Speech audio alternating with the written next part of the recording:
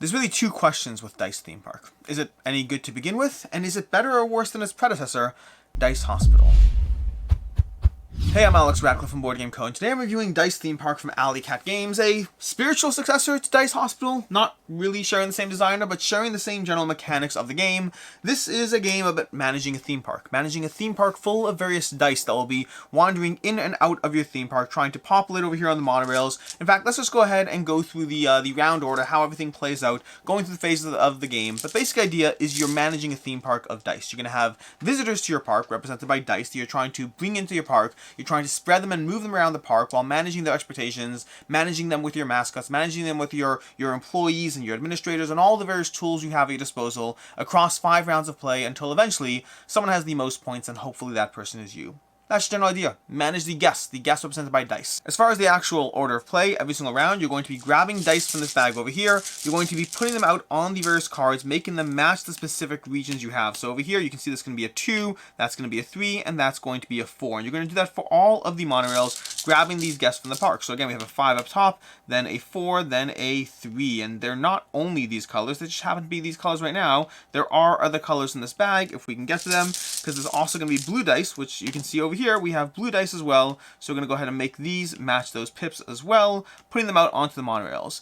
These are the monorails that are going to show up, and it's going to depend on the player count. In this case, we're set up for 2 players right now, so we're going to have these monorails come into play, and then you're going to go through the phases over here, where you're going to plan playing 2 staff cards. Players are going to have their staff cards over here. You're going to pick 2 from those staff cards, each with their own ability, as well as the amount of money, as well as the turn order that they'll have in play. Let's say we choose these 2 over here. We'll play these 2 staff cards. We'll go ahead and determine the turn order based on the numeric values of the 2 staff cards you played, and then we'll gain income based on the income on the 2 staff you played.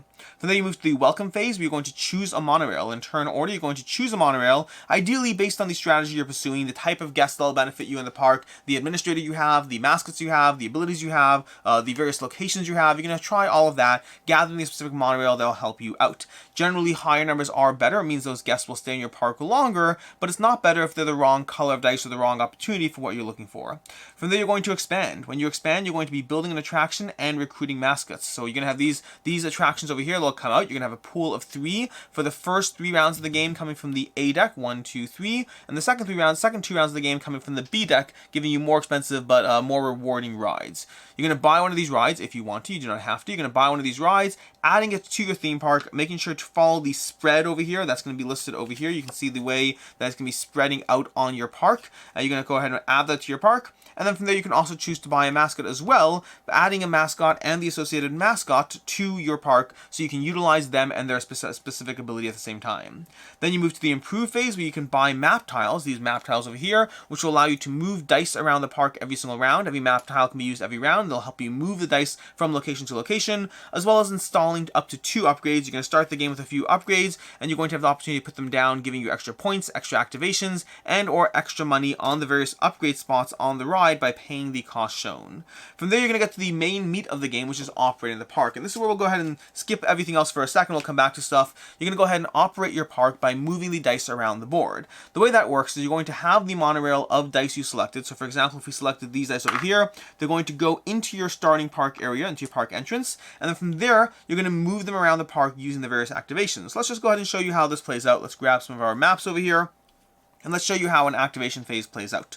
So for example, what we can do over here is we can say this park entrance, it requires any 1 dice. A gray color over here means any die can activate. So we're going to go ahead and move this one over here, and we're going to move that die, and we're going to rotate it down. Whenever a die moves, you rotate it, and we're going to put a cube on the activation marker to show that we activated the park entrance. Now the park entrance does have an additional activation spot, which means you can activate it twice by putting another cube on this spot, but you can only activate it twice. So let's see how that plays out.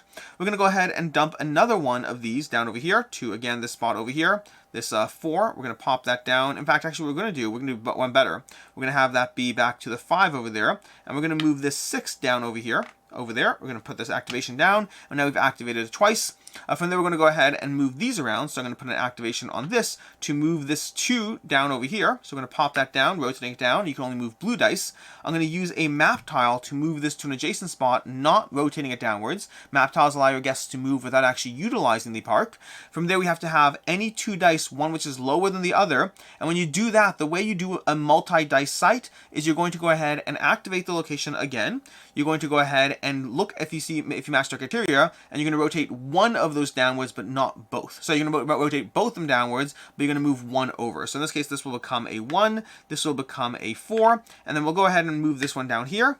And then we'll go ahead and rotate this down to pop that over there again, and then activate the same thing over here, having a blue die less than any die, which means this will now leave our park, and this will become a 3, and that's currently an activation scene. We've had another map over here, we'd be able to move this one as well. So if we had one more map, we'd go ahead and flip that, pop that over here, which means we can then go ahead and activate it, putting down an activation marker, and rotating this down to a 4, and that is basically what a sequence looks like in Dice Theme Park. You're using your maps, you're using the locations, you're using any abilities you have on your mascots and your administrator, on the various park employees you played this turn, in order to go ahead and move your dice around the park, benefiting from all their actions. As you can see over here, you'll generally end up with a few dice left over. Now those dice will have ways you can play around with them. You're going to have additional dice coming in next round, so you have more dice in play. You'll have various park guests, park staff you can utilize. So for example, this staff over here allows you at the end of the round, you can turn any 1 value die into a 6 and pop it back to the entrance, or really into anything, but generally I like 6s over there.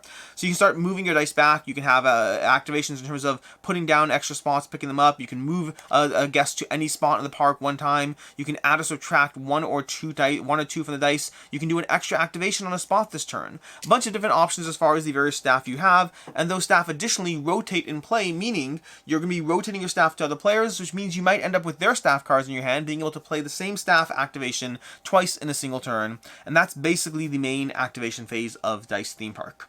Lastly, you're going to go to Upkeep, where you're going to earn any stars and money. The whole reason you did that is to earn stars. Over here, we're going to say, hey, look at that. We got 3 stars, another 2 stars, that's 5, plus another 1 is 6. This one has 2 activation cubes, so we'll do that twice, so 7, 8, and then 9 over here. And we're going to go ahead and mark our score on this track, showing that we got 9 points, removing those cubes and being able to utilize them again next time. The various activation spots you have, the various extra upgrades you have are going to be these over here, which give you tips over here for whenever that location activates, which is basically more money. It's a souvenir shop. Extra activations allowing you to activate certain spots again by putting a die down there on that. And then lastly, getting extra points every time that location activates. Those are the 3 upgrades you have the opportunity to add to your various locations. And that is basically Dice Theme Park. Rinse and repeat across 5 rounds of play. The latter 3 rounds all giving you different abilities, different objectives to go for extra points. The player with the most different amenities in their park at the end of the round. The player with the lowest combined value of guests in the park at the end of the round. And the player with the most money at the end of the round. And those are all variable. You'll have a little deck of objective cards. You can mix them all in. And then lastly, before we get into the review part of things, there's also the mascots and the administrators. Administrators are going to be a deck of cards just give you a starting ability, different things you can do as far as how you can mitigate or manage the different dice in different ways. And then mascots are going to be, you're going to start the game with 1 mascot, and you're going to have these over here where they give you different abilities. So for example, over here, you can use the mascot to add plus or minus 2 to any 1 green die. You can use a mascot to get 3 points for the green dice, maximum 3. These will give you one-time use abilities per round that you can utilize in different ways, and you can start getting more and more of them, so you can build up a nice roster of mascots by the end of the game if you start nice and early, and that, I think, mostly, is Dice Theme Park. So, let's get into it. Starting off with ease of play.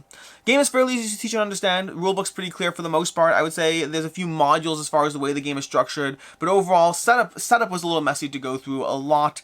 I feel the setup could have been done better in the rules, but overall, a pretty easy game to understand, and an easier game to teach, especially if you have one player managing things or aware of how things work. I find it is helpful to go through a full activation round, start the game off, do what you need to do, grab a bunch of dice, put them in your player's park, and start going through the motions. It makes a lot more sense. The whole cascading benefit action makes a lot more sense once you know, well, once you see it in action, once you actually have to make decisions around it and utilize those maps, utilize those movements, or utilize your advisors at the same time. But overall, past the fact that the setup was a little messy, and that I do recommend that first guiding activation phase, overall it's a pretty easy game to teach and table. As far as player count, this is a 1 to 4 player game. I have played this one at 2 and 3 players. I have not looked into solo mode. I imagine 4 players would be similar-ish to 3. For the most part, it's multiplayer solitaire. For the most part, you're doing your own thing in this game. You're running your own park, moving your dice around. A little bit of a selection phase as far as the tiles and the objectives and the mascots and things like that, the actual dice themselves. But for the most part, past the selection phase, the bulk of the actual time of the game is spent doing your own thing. So while I was totally fine with it at 2 and 3 players, I imagine I'd be fine with it at 4 as well.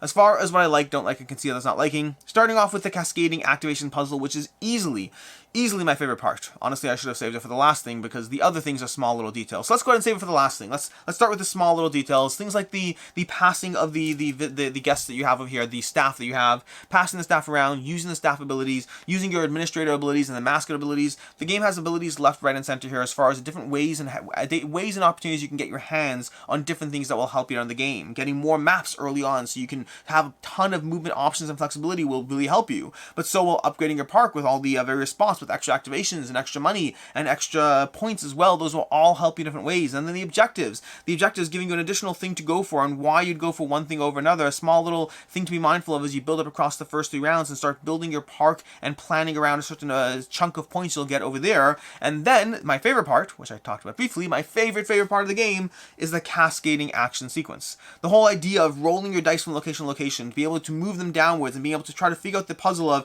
well, if I move it here and I use a map there and I move that one down there, then I can pair up these 2 dice. I'll also have this little spot over here, so that location is going to earn me extra points, but then once I'm doing that, I want to be able to activate it twice as well. And so you're building up locations, you're building up spots, and you're building up a sequence of the way the dice chain across the park, making sure to balance them with your mascots, with your administrator, and with your staff as well, in order to get the most productive daisy chaining of dice activations as these dice wander around the park enjoying themselves. That is the core and meat of Dice Theme Park, and it is my favorite part of the game.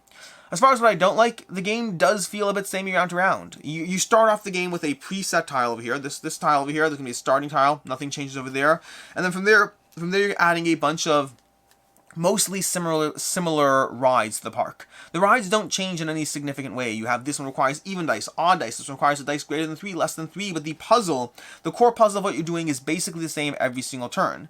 You're moving dice around, trying to take advantage of the location and the way your park is built out. And the location and the way your park is built out doesn't change significantly round to round. It changes a little bit every round, but not that much across the course of the game. You're not adding that many locations, which means the puzzle mostly remains the same. The puzzle starts off one way in round 1, gets a little bit different in round 2, a drop different in round 3, and a drop different in round 4 and 5. It doesn't change that much, which means it feels like by the time, I'm usually someone who likes getting that extra round of play and feeling like, oh no, I wish we had more rounds to play this game.